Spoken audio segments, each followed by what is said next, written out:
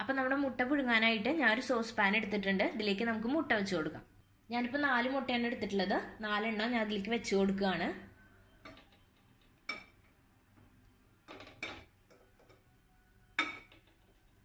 മുട്ട വെച്ചതിന് ശേഷം നമുക്ക് ഇതിലേക്ക് ആവശ്യത്തിന് വെള്ളം ഒഴിച്ചു കൊടുക്കാം. സാധാരണ റൂം ടെമ്പറേച്ചറിലുള്ള വെള്ളമാണ് നമ്മൾ ഇതിലേക്ക് ഒഴിച്ചു കൊടുക്കുന്നത്.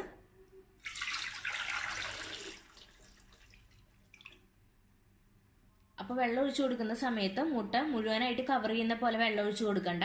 മുകളിൽ ഒരു ഗ്യാപ്പ് ഇട്ടതിന് ശേഷം, അതായത് ഇതാ കണ്ടോ, അപ്പോൾ ഈ മുട്ട നമ്മൾ വെച്ച് കൊടുക്കുമ്പോൾ ഇതാ വെള്ളം ഏകദേശം ഇത്രയേ ഉള്ളൂ. ഇപ്പോൾ ഒരു റൗണ്ടായിട്ട് നമുക്ക് പുറത്ത് കാണാൻ പറ്റും. അപ്പോൾ അതേപോലെ തന്നെ വെള്ളം ഒഴിച്ചു കൊടുക്കുക. അതിന് ശേഷം നമുക്ക് ഫ്ലെയിം ഓൺ ചെയ്യാം. ഫ്ലെയിം ഓൺ ചെയ്തതിന് ശേഷം ഹൈ ഫ്ലെയിമിൽ ഇട്ടിട്ട് നമുക്കിതൊന്ന് ചൂടാക്കി എടുക്കാം. അപ്പോൾ നമ്മുടെ വെള്ളം നന്നായിട്ടൊന്ന് ബോയിലാവും. അപ്പോൾ നന്നായിട്ട് ബോയിലാവുന്നത് വരെ നമുക്കൊന്ന് വെയിറ്റ് ചെയ്യാം. കണ്ടോ, നമ്മുടെ വെള്ളം നന്നായിട്ട് തിളച്ചിട്ടുണ്ട്. അപ്പം നമ്മൾ ഹൈ ഫ്ലെയിമിലാണ് ഇട്ടിട്ടുണ്ടായിരുന്നത്. അപ്പം നമുക്കിതിന് സിമ്മിലേക്ക് മാറ്റാം. അപ്പോൾ നമ്മൾ ഫ്ലെയിം സിമ്മിലാക്കിയതിന് ശേഷം ഇനി ഒരു 10 മിനിറ്റും കൂടെ നമുക്കിതൊന്ന് ചൂടാക്കി എടുക്കാം. അപ്പം നമ്മൾ ഫ്ലെയിം സിമ്മിലിട്ട് മുട്ട ചൂടാക്കിയിട്ട് ഇപ്പോൾ 10 മിനിറ്റ് കഴിഞ്ഞിട്ടുണ്ട്. നമുക്ക് ഈ ഫ്ലെയിം ഒന്ന് ഓഫ് ചെയ്യാം. ഇപ്പം നമ്മൾ ഫ്ലെയിം ഓഫ് ചെയ്തിട്ടുണ്ട്. ഫ്ലെയിം ഓഫ് ചെയ്തതിന് ശേഷം നമുക്ക് ഈ പാത്രം ഒന്ന് അടച്ചു കൊടുക്കാം. അപ്പം ഞാൻ പറഞ്ഞു ഫ്ലെയിം ഓഫ് ചെയ്തതിന് ശേഷം നമുക്കിത് അടച്ചു കൊടുക്കാമെന്ന്. എൻ്റെ ഇപ്പോൾ ഇതിന് കറക്റ്റ് സൈസിനുള്ള അടപ്പൊന്നുമില്ല. ഞാൻ കാരണം ഇത് ഒരു ചായ ഉണ്ടാക്കുന്ന പാത്രത്തിലാണ് ഞാൻ ചൂടാക്കിയിട്ടുള്ളത്. അപ്പം നമുക്ക് ഹോളൊന്നും ഇല്ലാത്തൊരു പാത്രം, അതായത് നമുക്ക് സാധാരണ കവർ ചെയ്യുന്ന ഒരു ലിഡ് ഉണ്ടാവുമല്ലോ. ഇപ്പോൾ ഗ്ലാസിൻ്റെ ലിഡ് ആണെന്നുണ്ടെങ്കിൽ അതിനൊരു ചെറിയ ഹോൾ ഉണ്ടാവും. അപ്പോൾ ആ ഹോൾ ഇല്ലാത്ത ലിഡ് ആണെന്നുണ്ടെങ്കിൽ നല്ലതായിരിക്കും. അങ്ങനത്തെ ലിഡ് വെച്ചൊന്ന് അടച്ചു കൊടുക്കാം. ഞാനിപ്പോൾ വേറൊരു ലിഡാണ് ഇതിന് ഉപയോഗിക്കുന്നത്. കാരണം എൻ്റെ ഇതിൻ്റെ ലിഡില്ല ഞാൻ പറഞ്ഞു. അതുകൊണ്ട് സാധാരണ ഒരു വലിയ പാത്രത്തിൻ്റെ ലിഡാണ് എടുത്തിട്ടുള്ളത്. അത് ഞാൻ അടച്ചു കൊടുക്കുകയാണ്. ഇത് വെച്ച് നല്ല ടൈറ്റ് ആയിട്ട് തന്നെ അടച്ചു കൊടുത്തിട്ടുണ്ട്. ഇനി നമുക്ക് വീണ്ടും ഒരു 10 മിനിറ്റിന് ശേഷം ഇത് തുറക്കാം.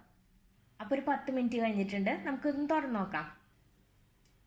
അപ്പം നമ്മൾ മുട്ട നന്നായിട്ട് പുഴുങ്ങി കഴിഞ്ഞു. ഇനി നമുക്ക് ഈ മുട്ടയിലത്തെ ചൂടുള്ള വെള്ളം ഒഴിച്ചു കളഞ്ഞതിന് ശേഷം ഇതിലേക്ക് സാധാരണ വെള്ളം ഒഴിച്ചു കൊടുക്കാം. അപ്പം ഞാൻ ഇതിലത്തെ ചൂട് വെള്ളം മാറ്റിയിട്ടുണ്ട്. പകരം ഞാൻ ഇതിലേക്ക് സാധാരണ ടാപ്പ് വാട്ടർ ഒഴിച്ചു കൊടുത്തിട്ടുണ്ട്. അപ്പോൾ ചൂടുവെള്ളം മാറ്റി തണുത്ത വെള്ളം ഒഴിച്ചു കൊടുത്തതിന് ശേഷം നമുക്ക് കുറേ നേരം ഒന്നും വെയിറ്റ് ചെയ്യേണ്ടി വരില്ല. കാരണം നമ്മൾ നേരത്തെ ഓഫ് ചെയ്തിട്ട് 10 മിനിറ്റ് അടച്ചു വെച്ചിരുന്നതാണ്. അതുകൊണ്ട് ഇപ്പോൾ പെട്ടെന്ന് തന്നെ ഇത് സെറ്റ് ആയിട്ടുണ്ടാവും. ചൂടൊക്കെ പോയി കിട്ടിയിട്ടുണ്ടാവും. നമുക്ക് തണുത്ത വെള്ളം ഒഴിച്ചു കഴിഞ്ഞ് ഏകദേശം ഒരു 5 മിനിറ്റിനുള്ളിൽ തന്നെ ഇതിൻ്റെ തൊണ്ടൊക്കെ കളഞ്ഞെടുക്കാം. അപ്പോൾ 5 മിനിറ്റ് കഴിഞ്ഞിട്ടുണ്ട്. നമുക്ക് ഈ മുട്ടയൊക്കെ എടുത്ത് നോക്കാം ഇതിൻ്റെ ചൂട് പോയിട്ടുണ്ടോയെന്ന്. അപ്പോൾ നമ്മുടെ മുട്ടയുടെ ചൂടൊക്കെ പോയിട്ടുണ്ട്. നമുക്കിനി ഇതിൻ്റെ തൊണ്ട് കളയാം. സാധാരണ തൊണ്ട് കളയുന്ന പോലെ തന്നെ നമുക്ക് ഇത് എവിടെയെങ്കിലും ഒന്ന് അടിച്ച് അതിന് ശേഷം ഇത് പൊട്ടിക്കഴിയുമ്പോൾ കണ്ടോ ഇവിടെ പൊട്ടിയിട്ടുണ്ട് ഇപ്പോൾ. അപ്പോൾ നമുക്കിനി ഇതിൻ്റെ തൊണ്ട് കളഞ്ഞെടുക്കാം. അപ്പോൾ നിങ്ങളിത് എവിടെയെങ്കിലും ഒന്ന് അടിച്ചെടുക്കുകയാണെന്നുണ്ടെങ്കിൽ തന്നെ പതുക്കെ അടിക്കാനായിട്ട് ശ്രദ്ധിക്കുക. അല്ലെന്നുണ്ടെങ്കിൽ വല്ലാണ്ട് ഉള്ളിലേക്ക് അമങ്ങി പോവും.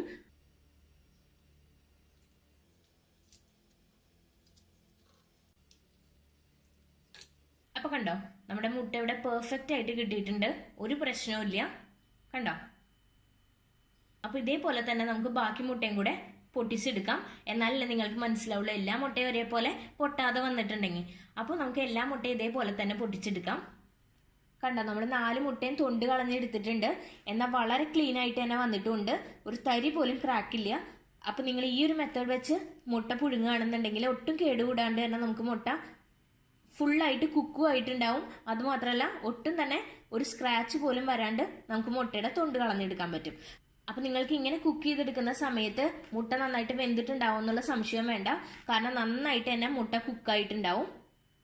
അപ്പോൾ നിങ്ങൾക്ക് എല്ലാവർക്കും എൻ്റെ വീഡിയോ ഇഷ്ടപ്പെട്ടു എന്ന് വിചാരിക്കുകയാണ്. എൻ്റെ വീഡിയോ ഇഷ്ടപ്പെട്ടു എന്നുണ്ടെങ്കിൽ ലൈക്ക് ചെയ്യുക. അതേപോലെ തന്നെ ആദ്യമായിട്ട് കാണുന്ന ആളുകളാണെന്നുണ്ടെങ്കിൽ സബ്സ്ക്രൈബ് ബട്ടൺ കൂടെ ഒന്ന് പ്രസ് ചെയ്യുക.